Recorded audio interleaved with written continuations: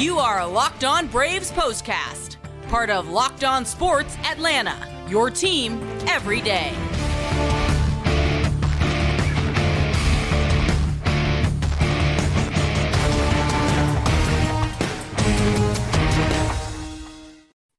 And welcome in and welcome back to the Braves POSTCAST, part of Locked On Sports Atlanta. I'm Grant McAuley. He's Jake Mastroianni. And the Atlanta Braves continue doing what they have done better than any other team in Major League Baseball, and that is just win. And that's exactly what they did to the San Francisco Giants on Saturday night at Truist Park. It was a big day, a big night, I should say, for Eddie Rosario. 4 hits, including a go-ahead home run, as he continues to heat up at a crucial time for the Braves as they look to polish off the National League East, of course, and make their claim towards that number 1 spot that they want for home field advantage throughout the course of the playoffs. But it all takes one win at a time to build that and to make that a reality. And the Braves, with a 6-5 win in comeback fashion over the Giants, took one more step toward that goal. We got a lot to get into here on the show. As always, want to make sure you subscribe to Locked On Sports Atlanta here on YouTube. Click the bell. You'll get the notifications whenever we drop a new episode. Hit that like button. Leave us a comment. We appreciate that. And subscribe to Locked On Braves wherever you get your podcast. Jake, this was one of those nights where we felt like the Braves offense was going to have to do a little bit of the heavy lifting, but fortunately, they were up to the task yet again. And they typically are. I mean, what a game this was. The Super Rosario game, as we're going to get into. I mean, he did a little bit of everything in this as well. Made a sliding catch. So, I mean, he wrote a big game it was for him. It really was. And as we've talked about time in and time out on this show, it's not just one guy that teams have to contend with when you deal with the Braves lineup. It's not just one guy that's kind of, steering the fortunes of this club. It's a very well-constructed club, a very dangerous lineup, and you're finding out why here lately as the Braves have heated up, unbeaten on this homestand, and continue to find ways to win in different ways on different nights with different guys right in the middle of everything, it feels like, and Saturday's game was no exception. Let's talk about a game number 122 of the year. We've only got 40 of these things left. Braves with a 6-5 comeback victory are now 80-42, first team in Major League Baseball to the 80-win plateau. 6 runs, 11 hits, no errors, 4 men left on base. Giants, they had the lead until they didn't. They're now 64-59. 5 runs, 11 hits, no errors, and 5 men left aboard. Kirby Yates picks up another win in relief. He is now 7-0. Tyler Rogers takes the loss. He's 4-5. He gave up the home run to Rosario, the go-ahead blast. After what was a great 7th, things did not go as well for him in the 8th. Raisel Iglesias' 24th save. 2 hours, 25 minutes of time a game. 42,744 were on hand to see it. Alumni weekend. Braves Hall of Fame inductees happening before the game. Rico Cardi among them. And, of course, a whole bunch of Braves alumni were on hand to see this as Atlanta was able to have, I felt like, Jake, one of these vintage offensive performances to offset something on the mound that we'll get to in a moment. But, just to kind of go back and underscore this again, this Braves offense, I mean, Ronald Acuña Jr., he did his thing tonight with a solo home run that helped tie this game up. You can find his name in the box score as somebody who's always going to be helping the Braves win. But when we were going through the trade deadline and trying to identify ways that the Braves could get better, Marcell Ozuna and Eddie Rosario were both mired in the midst of slumps, bad second halves, whatever you want to call it. They were down for a while.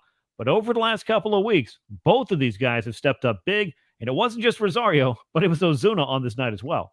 It was 3 hits from Ozuna, 4 from Rosario. And honestly, I feel like for the past week, these two guys have really been on it and kind of carried this offense at times and been given the big lift there for this team and what they've done in the middle of the order, batting 5th and 6th in the lineup. We know what they can do when they're hot. Yes, they're going to have their cold spells, but like I said at the top, I mean, Super Rosario seems like he is back in action with what he is doing. I mean, the home run he had in a moment like that, I mean, that felt like a postseason moment for Eddie Rosario there. So when these guys are going, Rosario hasn't met a pitch that he didn't like.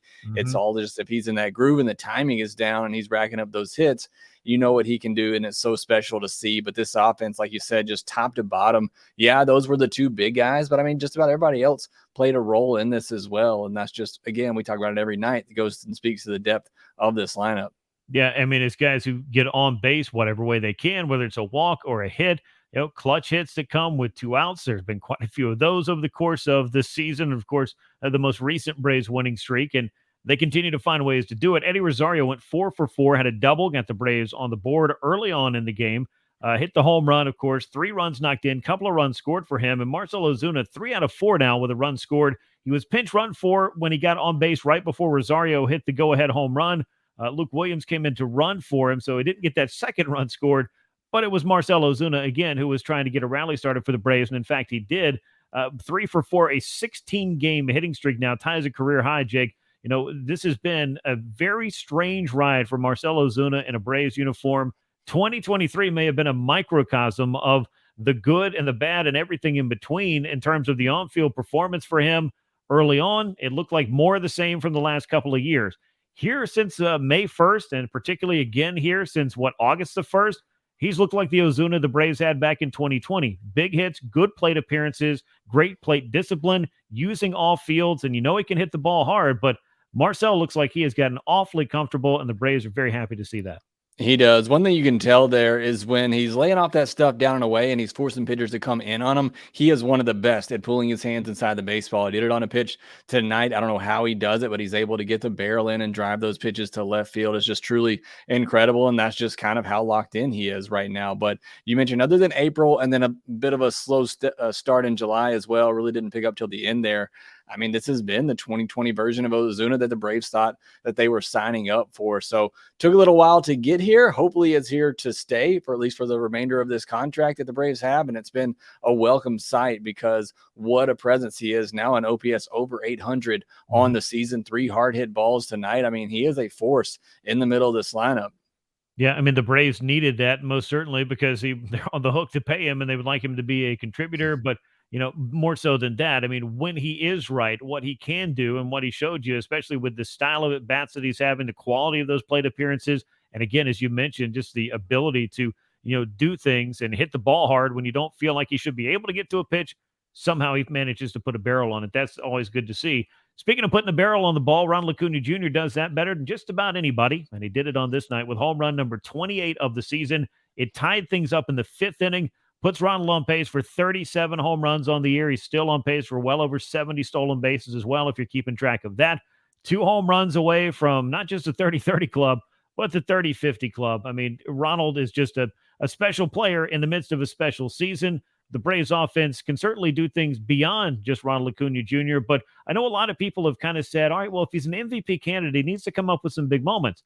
Jake, I would say game-tying home runs, regardless of what inning it is, would qualify as big moments, no? Yeah, I mean, who's to say what's a big moment in a baseball game? For a lot of times, the first inning is a big moment, and you know how well he does in that and getting the Braves on the board. But what a huge home run it was there. Obviously not to tie the game, but if I'm Logan Webb and even Alex Cobb to a degree the night before, they're making really good pitches to these Braves hitters. Mm-hmm. These Braves hitters are just extremely good. I mean, that pitch is dotted low and away, and Acuña just so strong is able to take that out the other way with ease and put it into the chop house over there. I mean, it's really just, I think, a credit to this lineup. I mean, I thought Logan Webb pitched really good tonight, had really good stuff. This is a Cy Young contender, and the Braves just continue to put good swings on the baseball, Ronald Acuña Jr. included with that home run. So, again, this lineup, again, top to bottom, but what Ronald's doing and the power, speed, I mean, we've said it all season. He's, on pace for a historic type of year. Yeah, he really is. And that's how you get into that MVP conversation very quickly, very easily, is when you're on a historic pace. And he's most certainly on that. Travis d'Arnaud was 1 for 4 in this game, a double, a run knocked in for him as well. As Jake mentioned, a lot of different guys in the lineup helping to, keep that line moving, get those rallies started, and keep it going. So good to see those things on this night because you knew you were going to have to score some runs. We're going to talk a little bit about, why the run scoring was so important, most certainly. Because, when you look at what was going on with this starting rotation and on this particular night, you feel like you got 4 spots locked down, but the Braves have turned to Yonny Chirinos, and I don't know what it is about this particular, matchup choice and what it may be in terms of just trying to get some innings out of somebody, but Yonny Chirinos has had some challenges here in the Braves rotation. Strangely enough, he has made 5 starts. The Braves have won 4 of them, but 4 innings, 4 earned runs, 7 hits, including a home run on the first pitch of the game. It felt like it might kind of be one of those nights where it was going to be up to the Braves offense because Chirinos, he's just struggled keeping the opposing hitters off the board.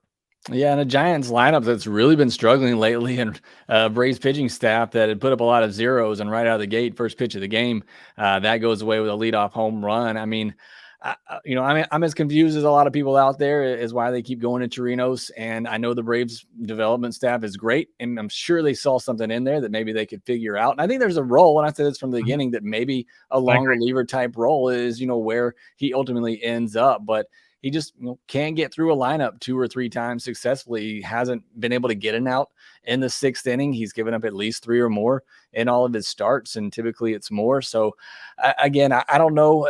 I don't necessarily know what the Braves see. They obviously have better eyes than I do, but it's been a rough go of things here for Chirinos, but luckily the offense was able to bail him out and has in many of these games. As you mentioned, they keep winning a lot of his starts. Yeah, and I mentioned this on social media as well. I mean, it's not often that you see a pitcher go out there, throw 4 innings, give up 4 earned runs, and see his earned run average go down with his team. But Yonny Chirinos did that somehow from 933 down to 927. And that kind of underscores what Jake said. Runs in bunches against Chirinos. Again, not saying that there's not some kind of role for him. Maybe it's a multi-inning type of role that would be better suited for him. But this starting rotation thing, if we're calling it whatever it is, the Yonny Chirinos experiment, has led to some mixed results while he's on the mound. You can't argue with the final result of the Braves winning 4 out of 5, but you definitely put your offense and your team a little bit behind the 8 ball when you're not able to limit the runs and limit the damage, and he's had difficulty doing that, most certainly. A group that did not have as much difficulty and really stepped up yet again as they have seemingly for the entirety of the month of August and really in the second half is the Braves bullpen. Brad Hand, Pierce Johnson, A.J. Minter, Kirby Yates, and Raisel Iglesias combined for 5 innings of 1-run ball, 4 hits, 1 walk, and 7 strikeouts. Each of these guys playing an important role, and each of these guys has been big here in the month of August. And when you do have this kind of bullpen, you did have the luxury of being, coming off of that off day on Thursday. The Braves were trying to manage that workload as they wound up that road trip, the 14 games in 14 games in 13 days, counting the homestand opener against the Yankees in that 3-game series. And Jake, finally it seems like they're getting back to the place they want to.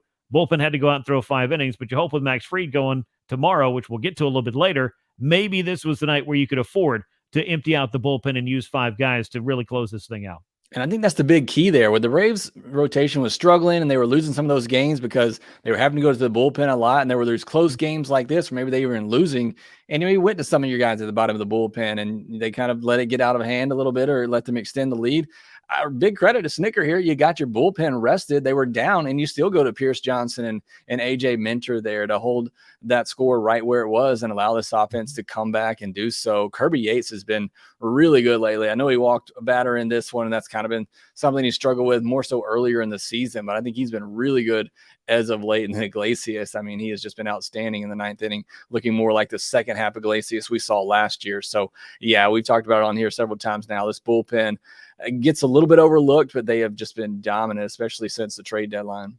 Yeah, they have done work. There's just no other way to put it. Maybe they'll get a little bit stronger when they can get Dylan Lee back in that group. But those, overall, these guys, including the newcomers in particular, Brad Hand and certainly Pierce Johnson, have been exactly what the Braves needed to help supplement that bullpen, get a healthy A.J. Minter, and get Raisel Iglesias on track. And as you mentioned, all of those things have kind of come together. And very quietly, Kirby Yates, through some ups and downs maybe in the first half, has also become a pretty important and pivotal reliever for the Braves. And he had the pedigree to do this kind of thing, but good to see that in addition to Joe Jimenez, obviously pitching well over the past couple of months. So some things are coming together out in that bullpen, but you don't want to be having that door open in the 3rd inning night after night after night. So, and actually credit, I would say, to Spencer Strider in game 1 of the series for being able to toss 7 innings. That helps out the bullpen the following day. And again, we got Max Fried in the offing for the Sunday finale as the Braves will go for a sweep. Atlanta now 5-0 on this homestand, 80-42 on the year. As I mentioned earlier, they were the first club in Major League Baseball to 70 wins. They are the first club in Major League Baseball to 80 wins, and they get there on the 19th of August. We're going to talk a little bit about the finale of this series, but before we do, I want to let you know this episode of the Braves Postcast is brought to you by Sleeper. If you want the chance to win more money with less picks, you need to head to Sleeper, where you can win up to 100 times your money with just 2 or more fantasy baseball picks. The Sleeper is now offering up to a 100-time payout for an 8-pick contest. So choose as many as 8 players that you like. Pick the more or less on your favorite baseball stats, home runs, strikeouts, hits, whatever it may be, whatever's available. Go ahead and click on that, whatever you would like to do. Use the promo code LOCKEDON, though. You'll get up to a $100 match on your first deposit. So terms and conditions apply as always. Currently operational in over 30 states. Check out Sleeper today. Check out the Braves on Sunday, meanwhile, as Max Fried is back on the mound. The lefty's 4-1. A starter had not been named as of the time of this recording. We'll see what the Giants decide to do here, but it's game 3 of this series on Sunday afternoon. I feel like Max Fried has been taking those steps, Jake. I know the Pittsburgh one might have felt like a step back. I didn't think he got hit that hard overall. He's looked very good since coming back off of the injured list. And again, as we've said several times now, you just cannot overstate how important it was to get Max Fried back at the front of this rotation. Yeah, I mean, just, what a gift to give a Cy Young candidate come back at this time of the year as you get ready for the stretch run and gear up for the postseason. Yeah, that Pittsburgh start, there was just that inning. Things kind of didn't go his way, but he's been really good since coming back. So looking forward to see what he can do. Like I said, a Giants lineup that's really have been struggling coming in. So an opportunity for Max Fried to continue to get right and get going. And like I said, really just need him to get ready and stay healthy for the postseason. Hopefully the Braves can get to 81 wins and go ahead and make sure and guarantee themselves, Grant, that maybe they won't have a losing record this year. Yeah, I have this feeling like they've got an opportunity to finish with at least a 500 record, a very good opportunity. And we'll just leave it at that. But speaking of 500 or better, Braves now 42-25 against clubs with 500 or better records this year. That's a .627 winning percentage. That's a ridiculous number. A lot of clubs, I mean, you go pull that winning percentage off over a long clip, you could be leading your division. The Braves obviously are leading their division, and they're doing it by virtue of beating up on all teams, including the good ones. Again, as they're now 17 games over 500 against clubs with a 500 or better record. And they'll look to close out a sweep of a pretty good one and a contender out in the West. And in the wild card, I would say more to the point, is the San Francisco Giants. And they'll look to close it out behind Max Fried. Again, he's looking for win number 5 on the year as he toes the slab for the Braves. A 1:35 p.m. first pitch at Truist Park as the Braves and Giants meet for the final time in this series. They'll be seeing each other again next week out in San Francisco. That'll do it for this edition of the Braves Postcast, part of Locked On Sports Atlanta. Make sure you're subscribed on YouTube and make sure you click that bell to get notified every time we drop a new episode. Click the like button, leave us a comment. We appreciate those. Subscribe to Locked On Braves wherever you get your podcast. Once again, the Braves with a 6-5 comeback win over the San Francisco Giants to secure the series win. They go for the sweep on Sunday behind Max Fried. For Jake Mastroianni, I'm Grant McAuley. We will catch you next time on the Braves Postcast. And until then, so long, everyone.